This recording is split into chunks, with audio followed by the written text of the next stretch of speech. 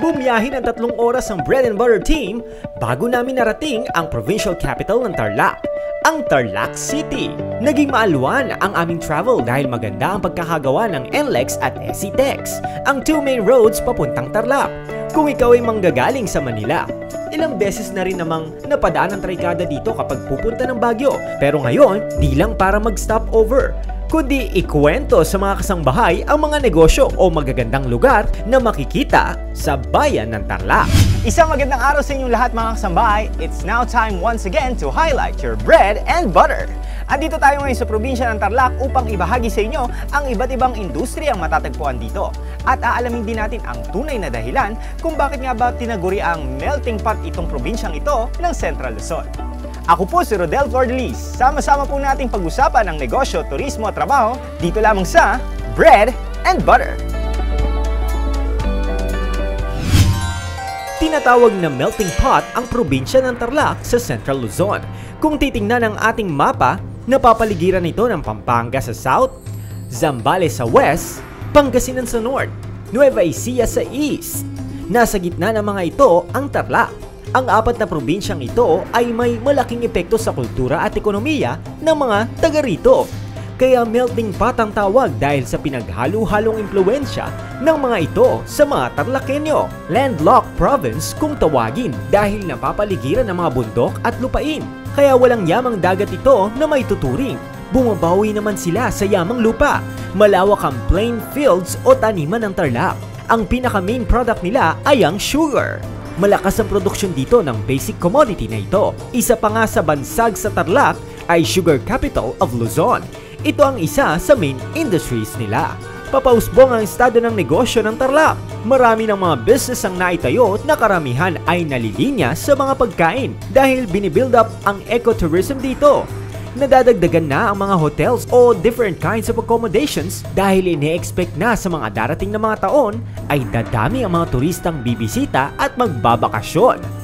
Bukod sa mga ito, marami pa ang mga negosyong pwedeng tuklasin, lalo na ngayong isang Tarlac sa pinaka-progresibong probinsya sa bansa. Andito ako ngayon sa Kapitolyo ng Tarlac dahil kakapanayamin natin ang OIC ng Provincial Investment, Tourism and Information na si Mrs. Son Fronda. Marami pa tayong kailangang malaman sa probinsyang ito, lalong-lalo na pagdating sa turismo at negosyo. Bago namin puntahan ang mga nakalista sa aming itinerary, naisipan muna namin kausapin si Ms. Asuncion Fronda, ang Provincial Tourism Officer ng Tarlac. Sigurado kaming marami pa siyang maibabahaging impormasyon tungkol sa Tarlac at sa mga negosyong pwede naming makita dito. We're starting to be active in our tourism industry here in the province of Tarlac kasi we want to take advantage of our accessibility to the other areas here in not only in Central Luzon, Northern Luzon, and also to Metro Manila. We really want to push Tarlac to be a tourism hub in the future. Dahil strategic ang location ng Tarlac sa Central Luzon, ay maganda ang oportunidad ng lugar pagdating sa turismo.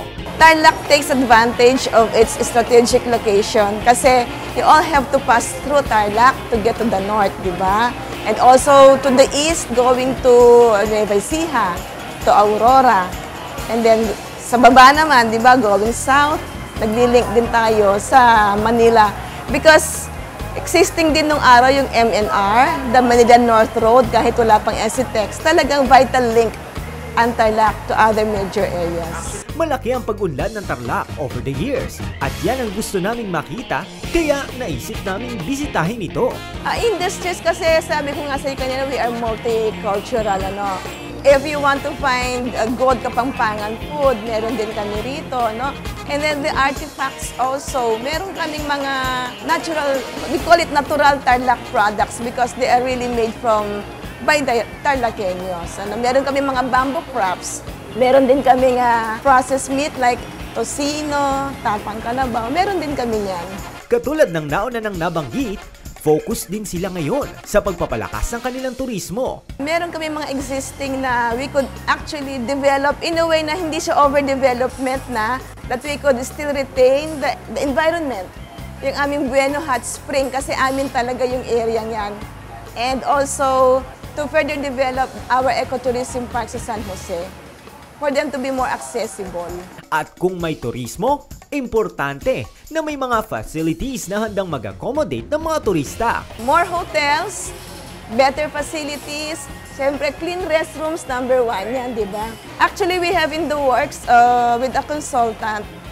We want to push Tarlac as a MICE, yung meetings, incentives, conventions, and exhibitions. We have our existing Tarlac Recreational Park which could host a big hotel and a big convention center. So, may mga proposals na dyan para diyan. At the end of every tour or visit, mahalagang may natututunan, may naibahagi at nag-enjoy ang isang traveler. Saan mang lugar ito ang kahalagahan ng isang paglalakbay. Actually, tourism naman, for others, iba kasi ang connotation, di ba? But sabi nga lang, wag maging dayuhan sa sariling bayan. So you could always come and visit. That's also being a tourist, di ba? Nagtutour ka. Marami naman kasing purpose ang tourism. Why do you visit? Maybe to enjoy the place, the food, the culture, maybe to learn about the people also, di ba? The area.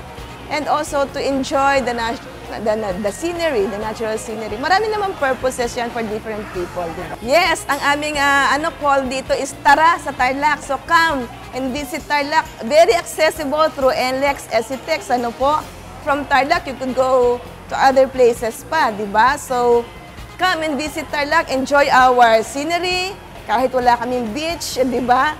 Dahil landlocked kami, but we have our own offerings, culturally, historically, di ba? Religion, our food, you can enjoy our food, and also take advantage of the hospitality of our people. So, come, tara na sa Tarlac.